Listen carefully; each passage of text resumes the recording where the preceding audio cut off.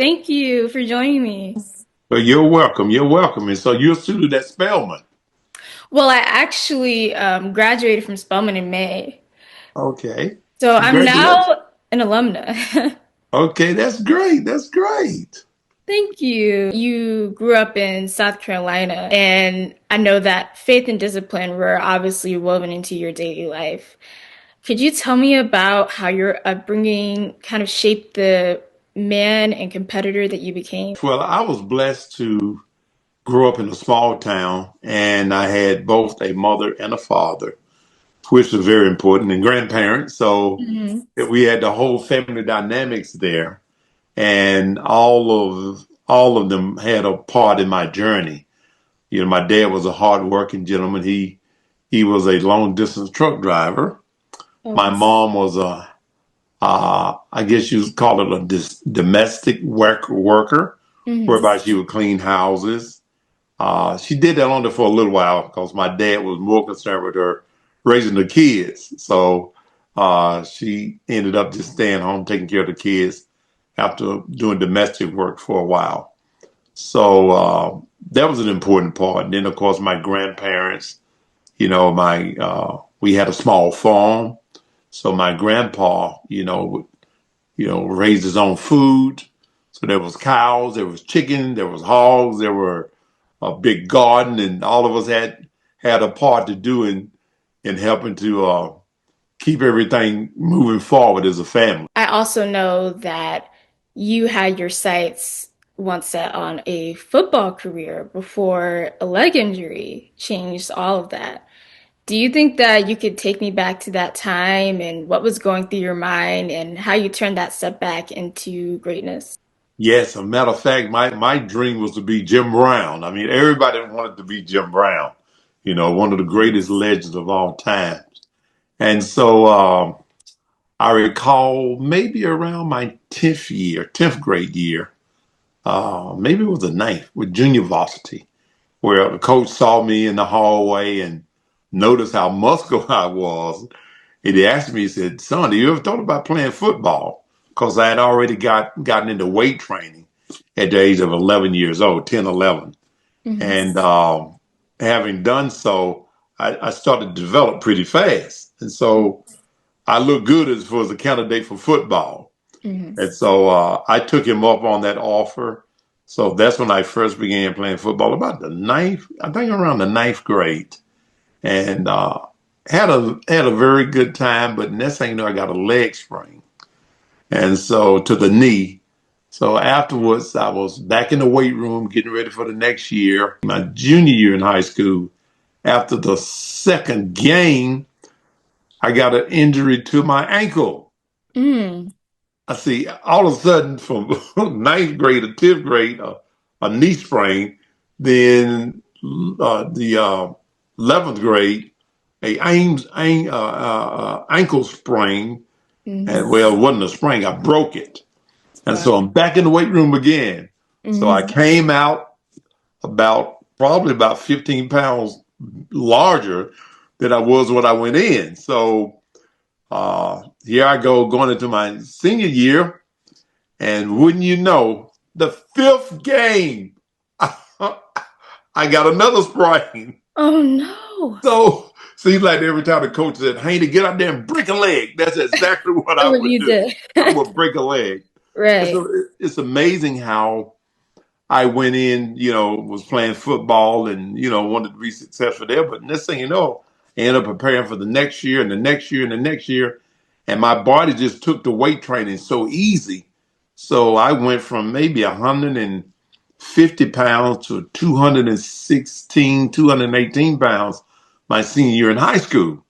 So bodybuilding was sort of a natural for me. Hmm. And I then said, well, maybe I'll pursue this, but not totally because I did receive an opportunity to play football on a college level. Hmm. Matter of fact, that was to Livingstone College in Salisbury, North Carolina.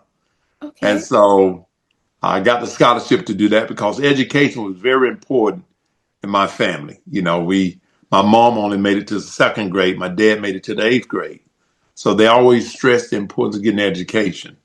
And that scholarship, as I saw it, was my way to get in that education. And so I went through part of the summer practice at Livingstone College, but I had a tugging on my heart to to lift weights and to get into bodybuilding. Hmm. But I had to get my education. Yeah. So I returned back home and I met with my guidance counselor. And I told him the dilemma that I was in, as far as my heart was concerned, what I really wanted to do, but also knew I needed my education. Right. So my conversation with him was, if there's a way to get my education and pursue bodybuilding at the same time, I would love to do that. And Mhm. I never will forget Mr. Lambert, the beautiful, beautiful man. He said to me, he said, Lee, if it's the last thing we do, we're going to get you money to go to school. And lo and behold, he made some phone calls, and I was able to receive what is called a basic education opportunity grant, which Hmm. allowed me to forego the football scholarship. And I went back to my own town and enrolled in Spartanburg Methodist College, where I went on to get my degree there. But it allowed me to continue to pursue bodybuilding. And at the age of 19, I entered and won what is called the Teenage America, which Hmm. is the best built teenager in the whole United States. It was over Wow. 100 some athletes in that show, and that marked the beginning of my bodybuilding career. Wow. So you would say that bodybuilding was always meant to be? Yes, definitely for me because I grew so fast, Hmm. and my body just took to it so easy. Matter of fact, even before winning the Teenage America at the age of 18, I won what was called the Mr. South and the Mr. Palmetto, which is an open bodybuilding show, not for teenagers, but for anyone. So it was there that I beat guys who was like 30, 40, 50 years old. And I Wow. was only 18. So that said a lot for me as far as my potential. Absolutely. And, kind of moving forward, when you think back to your first Mr. Olympia that you won in 1984, what's the feeling that still sticks with you today? Well, I mean, to be on the Mr. Olympia stage is the miracle itself because there's a stepping order to get there. See, Hmm. Teenage America was in the teenage division. Beyond that, during the time that I competed, you then had what was called the Junior Nationals, which is a qualifier for the Open Nationals. So you have like the Junior America, the Mr. America, then the Mr. Universe. Uh, So I won the Junior America in 1982. I won the National America in 1982. Then I won the IFBB World Championship in Belgium in 1982. And right. only then was I qualified to even compete in the Mr. Olympia. Hmm. So Wow. to step on the stage and win the Mr. Olympia in 1984, having just got started in 1982, was absolutely incredible. I mean, that's kind of a miracle in itself. Yes, it is, because a lot of people never that I've watched growing up, some of the greatest in the sport of bodybuilding, never won the Mr. Olympia title. So for me to win it at the age of 24 was absolutely incredible. Absolutely. And there is also a saying that champions are made when no one is watching. What did those unseen moments look like for you? Well, I was truly dedicated to the craft of bodybuilding. When most people go out to clubs and, as being a 20-year-old, 19-year-old, they would be clubbing, having fun. I was in the gym working out. I Right. was making sure that I put good food in my body, wanted to make sure that I was giving it what was needed to grow. I dare not use things like alcohol or nicotine and those kind of things to stop the growth of my physique. Hmm. And I knew that that was a key to success there. You have to take care of your body, you have to feed it the right nutrition. And so I became a student of the sport of bodybuilding because it is a science. You just can't eat anything and expect great results. You have to do your homework. Of course. And you actually broke Arnold Schwarzenegger's seven title record wins for Mr. Olympia.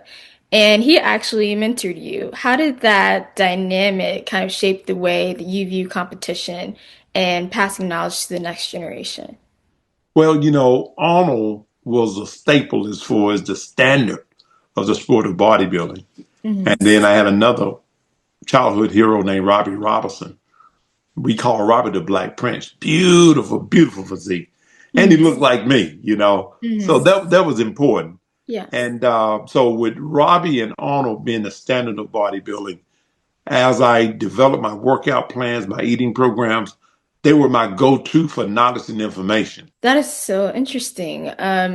And of course, during those Mr. Olympia years, you were known for combining size with symmetry. What specific adjustments in training, nutrition, or recovery helped you maintain that balance year after year? Well, the main thing when you're training to that level on the professional level, you have to make sure that you don't overtrain because it's easy to do that. Once you're on the top, there's nowhere to go but down. And Yeah. just the thought of going down would cause you to do some things that really don't make sense. You could Hmm. overtrain, use too much weight, train too frequently.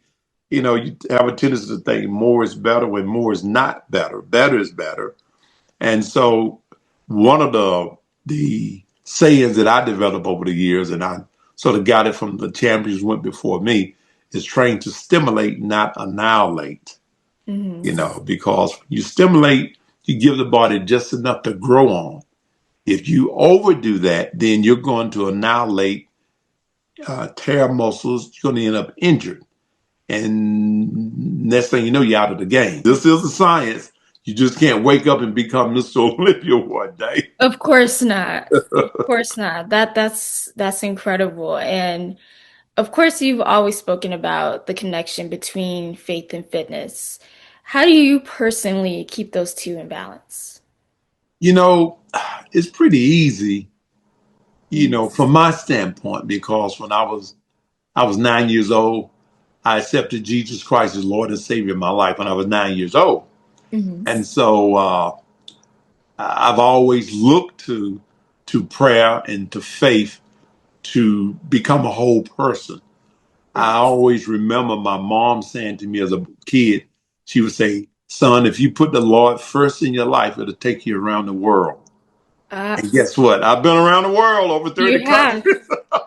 So that came to fruition in my life. But I also knew that how much he loved me. I felt it was nothing I couldn't ask the Lord for.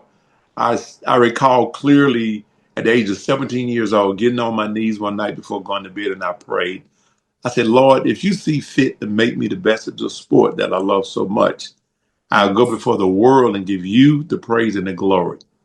That was my prayer as a 17-year-old. And what he saw, I don't know, but he saw something Yeah. because next thing you know, I conquered the world of bodybuilding. And so I think that he felt he could trust me with the gift. And so my relationship with the Lord it's been number one my entire journey. As a result, 65 years young, I would like to say young, Yeah. and I've never seen this word fail me. Absolutely. It's amazing that you prayed that at 17 and then 18, your career, came to such fruition. In 2014, of course, you were inducted into the International Sports Hall of Fame. And when you look back at that recognition, what moments or values from your journey rise to the top of your mind? Well, having the opportunity to travel to over 35 different countries, most of them I've been two or three and four times.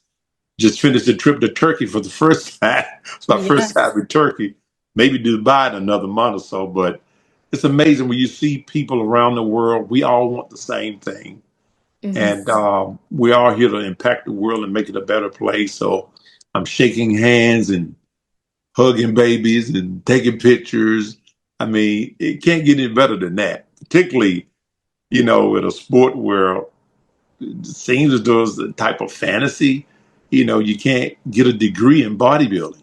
Right. It doesn't exist. It's like Hmm. it's a gift, something that God has allowed me to do.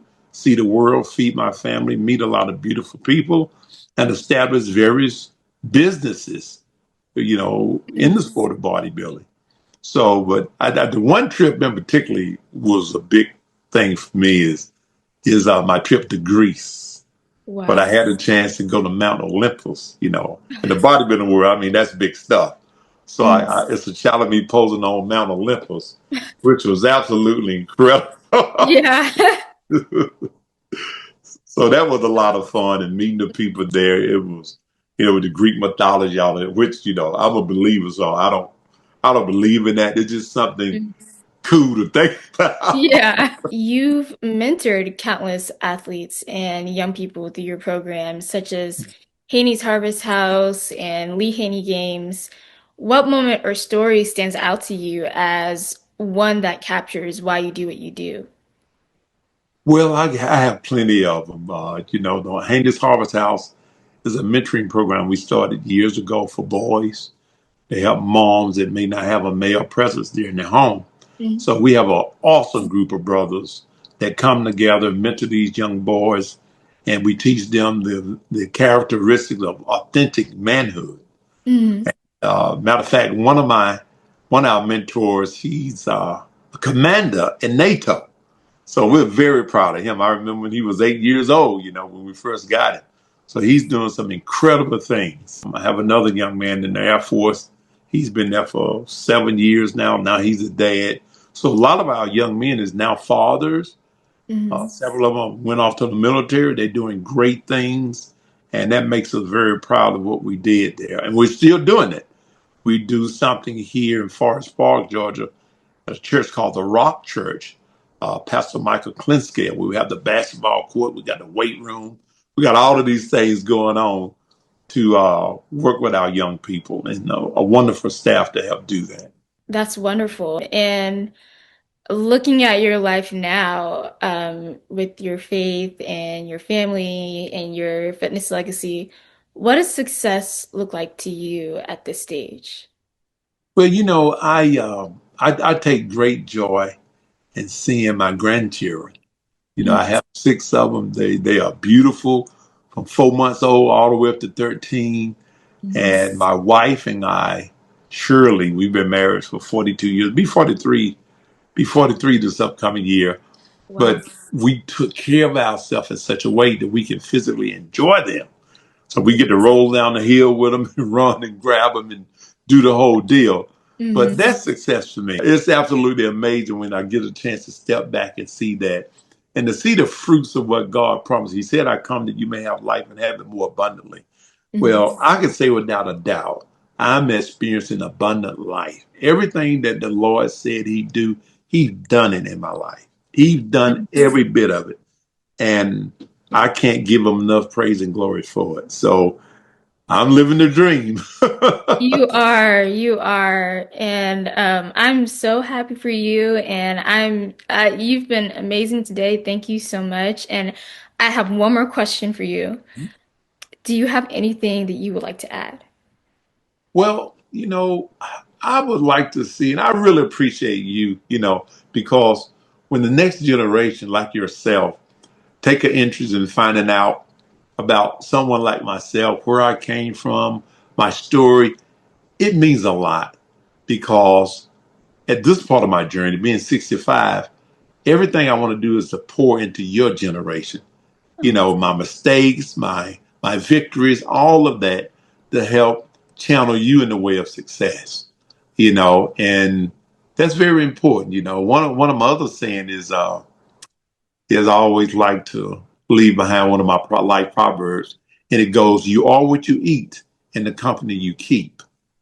Mm. So not only what you put in your mouth, what you put in your ears, what you put in your spirit will determine who you become or determine the way you think. So you have to be very careful with those. And then the other one, who you are is God's gift to you. What you make of yourself is your gift to God. So He's given all of us a gift. Here you are doing journalism. It's fantastic. You're going to help mold the world, shape the thinking of people in a positive way. That's your gift back to God. And it's His gift to you for what you're doing now. Thank you so much. God bless you. I really appreciate it. Oh my gosh, and thank you, Lee Haney, for those wonderful words. Have a great day. You too. Bye bye. Bye bye.